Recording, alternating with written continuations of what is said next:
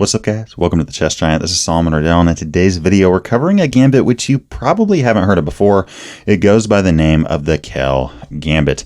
Now, first off, thank you to Brendan R for throwing this opening up, and also thank you for being a Patreon and supporting me getting closer and closer to doing this full time. I appreciate you a ton, and I hope that this video serves you well. Now, guys, the Kel Gambit is actually a response against e4, and it's for you e5 players. Okay, it's here against the Vienna Gambit, white playing knight c3 and f4, and in this position, guys, I do not recommend taking this pawn. Okay, just because the pawn's there doesn't mean you should take it. If we do take it, we are up a pawn temporarily, but white's going to play a move like knight f3 and then d4. They're going to have a monstrous center with great initiative. They're probably just going to win this pawn right back. And I mean, okay, we could hang on to it with a move like g5, but again, I don't recommend it. This is exactly what white wants. Instead, I'm a big fan of this move bishop c5. Okay, now this works against both the Vienna Gambit with our knights on c3 and c6, and also the immediate King's Gambit. Whole idea being in both that we are preventing this king on e1 from castling kingside. I played the King's Gambit myself for quite a bit back in my younger years, and this move of bishop c5 is actually why I stopped playing. I just hated the fact that I couldn't castle kingside, and we're quite a ways away from castling queenside at the moment. Now, looking at this position, some of you may be thinking, wait, why can't white just take on e5? It seems as if, if we just take back, white has d4, and both of our pieces are forked. Well, guys, that's why we don't take on e5. Okay, so if we do reach this position and white snatches off this pawn, we're not going to take, but instead we're going to play this move of d6, okay, with the Kel Gambit attacking this pawn, and now white has a choice, right? White can go into the accepted variation by just taking off that pawn, or they could just kind of leave the pawn on e5 and play a move like d3 or knight f3. Okay, let's take a look at this move of knight f3 first. What do we do? Well, in this case, we're just going to take this pawn right back. Okay, and I think that this isn't black's advantage. Okay, I'm taking black here any day of the week. This bishop is extremely active, preventing, again, this king from castling, and from this point, we're just going to naturally develop. Okay, and here, if we see a move like bishop b5, okay, let's just play knight e7, defend that minor piece. And if we see something like d3, we're going to castle kingside. We're going to have a huge edge in development, in addition to the fact that white's very uncomfortable there. And okay, I mean, if here white decides to take on e5, this is also going to give us an even bigger advantage in development because we can castle kingside. Now white, yet again, has a choice. They're up a pawn, but they can take on c6, or they could drop the knight back. If they do drop the knight back, we're going to play bishop g4. We're going to be looking at ideas like knight d4, knight e5, and f5, looking to break this f-file open. Again, this king is in major trouble if white is not careful. And going back, let's say white here plays a move like bishop takes c6 or knight takes c6. Either case, we're going to take back with the knight. And, at first sight, it may seem as if white's okay here after a move like d3. But we're now going to play queen h4 check, right? The whole idea being that if this king moves to f1 or e2, we simply have a mate in 1. King d2 is also not looking very pretty because we have queen f4 with check and then queen f2 with mate. And here, if the move of g3 is played, we're going to slide our queen into h3, looking to bring it to g2, right? Really attacking that rook. Notice here that if we do play queen g2, we're threatening the rook and we're threatening a mate. That is not going to be good for white. So here, if white does stop it with a move like queen f3 or even queen e2, in either case, we're going to play bishop g4, drop this queen back, and black is nearly winning this position. Notice, y'all, we have already castled our king. Our rooks are connected. White's rooks are not even close to being able to see each other. And on top of that, guys, this king simply can't castle, right? Again, you can't castle kingside. At the moment, you really can't castle queenside. And it's surprising here. I mean, I was looking at this move of knight a4, right? What happens if white just tries to trade off, right? They're being attacked. They're up in material. Why not try to trade down? Well, surprisingly, the computer line is f5.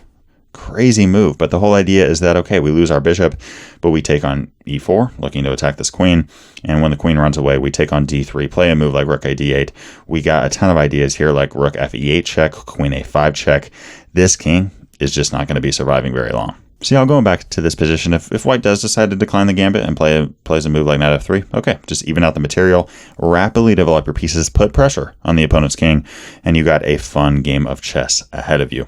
What happens, though, if white accepts the gambit? Well, in this case, we're not going to take back with the bishop, but actually the queen. And this is the first gambit I've seen in which we have both a bishop and a queen this active this early on in the game. I mean, usually what you see is a bishop on d6 and a queen trying to get to h4. Guys, in this case, this queen is looking at g3 and h2, and the dark squared bishop is looking at f2 and G1. White has to be extremely careful. For example, let's say we see a move like knight f3.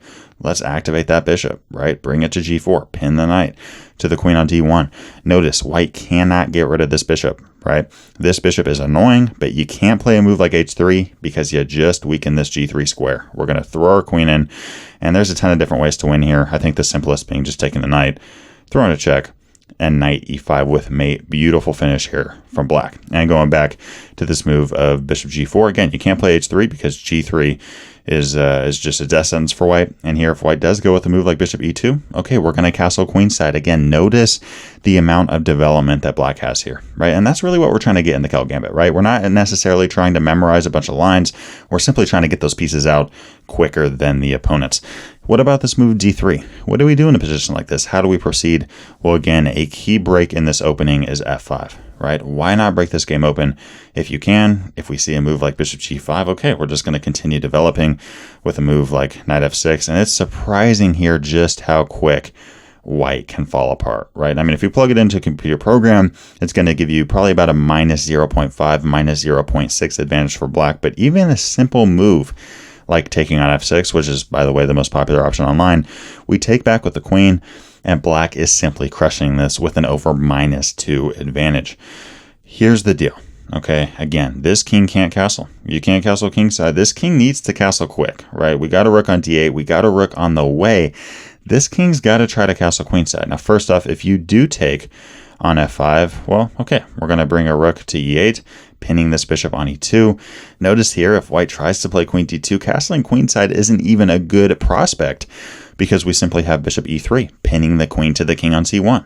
But even in this position, okay, we don't need to wait for that. We can just take on f3, play bishop e3, bring a queen into h4, and notice, guys, that this queen d1 move simply lost the game because we now have a checkmate on f2, ball game.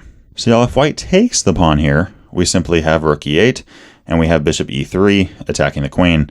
Game over very soon there. What happens if white just plays queen d2 right now? Well, we can't play a move like rook e8 and support bishop e3, but we can support this move with the f pawn. We can play this move of f4, crushing idea. Again, you can't castle queenside because of bishop e3. What other options does white have here? Well, if you play a move like knight a4, okay, we play bishop e3, and we're going to continue to put the pressure on white. And here, if you play a move like g3, right, trying to put some pressure on our extremely strong f4 pawn, supporting this bishop e3 move, well, this is actually a decent attempt, but it still doesn't work because we have bishop e3, right? We haven't taken yet, so we can play bishop e3 first, kick this queen back, then take on g3, and put a ton of pressure on this f3 knight. If this knight moves anywhere, I don't care where you put it, okay? Put this knight anywhere. We are bringing our queen to the f2 spot. And here, if white tries to defend the knight with a move like rook f1, okay, we're simply going to continue with bishop h3. This rook has nowhere safe to go at the moment. The only safe square that it has is this option of h1. But after that, again, we have bishop g2.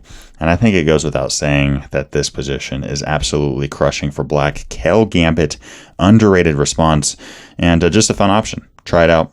Let me know how it goes. Just wanted to give a big shout out to my Patreon supporters for the month of November in 2022. If you guys haven't checked it out before, there are Patreon exclusive benefits, and you guys that support the Patreon are helping me create better chess content and drop it more often. As always, wishing you guys a good day and a good week. Keep it real, keep it chill. Peace.